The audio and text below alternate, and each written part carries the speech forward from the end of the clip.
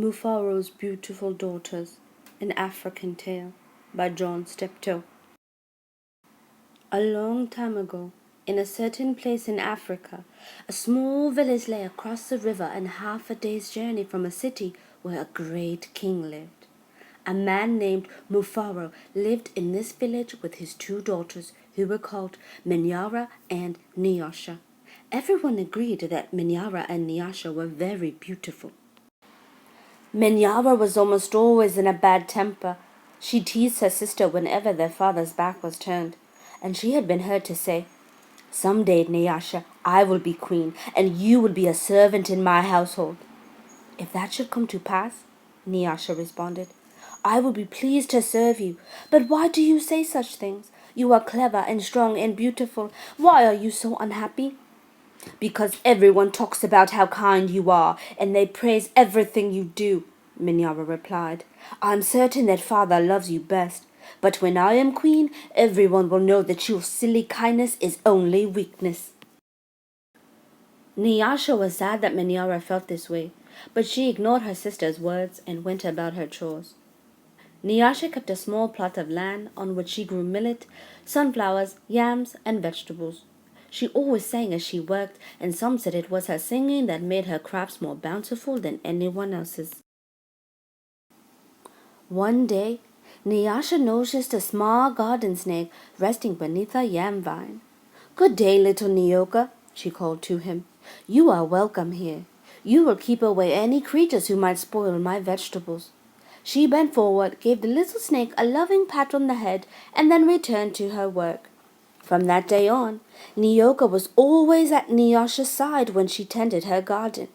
It was said that she sang all the more sweetly when he was there. Mufaro knew nothing of how Minyara treated Nyasha. Nyasha was too considerate of her father's feelings to complain, and Minyara was always careful to behave herself when Mufaro was around. Early one morning, a messenger from the city arrived. The great king wanted a wife. "The most worthy and beautiful daughters in the land are invited to appear before the king, and he will choose the one to become queen," the messenger proclaimed. Mufaro called Minyara and Nyasha to him. "It would be a great honor to have one of you chosen," he said. "Prepare yourselves a journey to the city. I will call together all our friends to make a wedding party. We will leave tomorrow as the sun rises." "But my father," Minyara said sweetly, "it would be painful for either of us to leave you, even to be wife to the king. I know Nyasha would grieve to death if she were parted from you. I am strong. Send me to the city, and let poor Nyasha be happy here with you." Mufaro beamed with pride. "The king has asked for the most worthy and the most beautiful. No, Minyara, I cannot send you alone. Only a king can choose between two such worthy daughters. Both of you must go."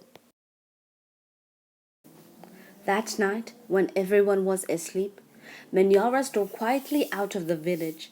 She had never been in the forest at night before, and she was frightened. But her greed to be the first to appear before the king drove her on. In her hurry, she almost stumbled over a small boy who suddenly appeared standing in the path. "Please," said the boy, "I am hungry. Will you give me something to eat?" "I have brought only enough for myself," Minyara replied. "But please," said the boy, "I am so very hungry." "Out of my way, boy. Tomorrow I will become your queen. How dare you stand in my path?" After traveling for what seemed to be a great distance, Minyara came to a small clearing. There, silhouetted against the moonlight, was an old woman seated on a large stone. The old woman spoke. "I will give you some advice, Minyara. Soon after you pass the place where two paths cross, you will see a grove of trees. They will laugh at you. You must not laugh in return. Later you will meet a man with his head under his arm. You must be polite to him." "How do you know my name? How dare you advise your future queen? Stand aside, you ugly old woman," Minyara scolded, and then rushed on her way without looking back. Just as the old woman had foretold, Minyara came to a grove of trees, and they did indeed seem to be laughing at her. "I must be calm," Manyara thought. I will not be frightened. She looked up at the trees and laughed out loud. I laugh at you, trees, she shouted, and she hurried on. It was not yet dawn when Manyara heard the sound of rushing water. The river must be up ahead, she thought. The great city is just on the other side. But there, on the rise, she saw a man with his head tucked under his arm. Manyara ran past him without speaking. A queen acknowledges only those who please her, she said to herself. I will be queen. I will be queen, she chanted as she hurried on toward the city. Nyasha woke at the first light of dawn. As she put on her finest garments, she thought how her life might be changed forever beyond this day. I'd much prefer to live here, she admitted to herself. I'd hate to leave this village and never see my father or sing to little Nioka again. Her thoughts were interrupted by loud shouts and a commotion from the wedding party assembled outside. Minyara was missing! Everyone bustled about, searching and calling for her. When they found her footprints on the path that led to the city, they decided to go on as planned. As the wedding party moved through the forest, brightly plumed birds darted about in the cool green shadows beneath the trees. Though anxious about her sister, Nyasha was soon filled with excitement about all there was to see. They were deep in the forest when she saw the small boy standing by the side of the path. You must be hungry, she said, and handed him a yam she had brought for her lunch. The boy smiled and disappeared as quietly as he had come. Later, as they were approaching the place where the two paths crossed, the old woman appeared and silently pointed the way to the city. Nyasha thanked her and gave her a small pouch filled with sunflower seeds. The sun was high in the sky when the party came to the grove of towering trees. Their uppermost branches seemed to bow down to Nyasha as she passed beneath them. At last, someone announced that they were near their destination. Nyasha ran ahead and topped the rise before the others could catch up with her. She stood transfixed at her first sight of the city. Oh, my father, she called. A great spirit must stand guard here. Just look what lies before us. I never in all my life dreamed there could be anything so beautiful. Arm in arm, Nyasha and her father descended the hill, crossed the river, and approached the city gate.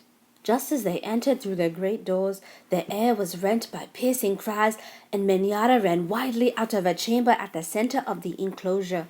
When she saw Nyasha, she fell upon her, sobbing.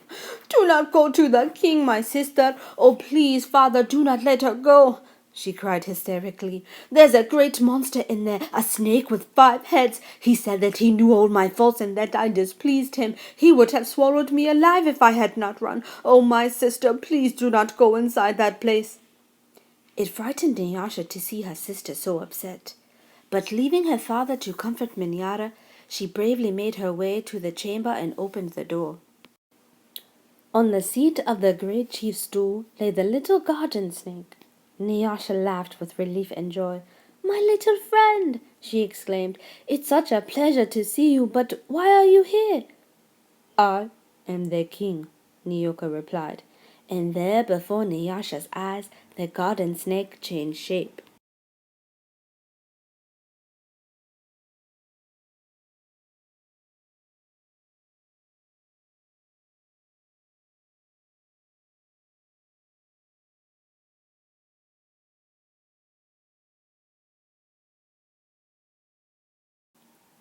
I am the king.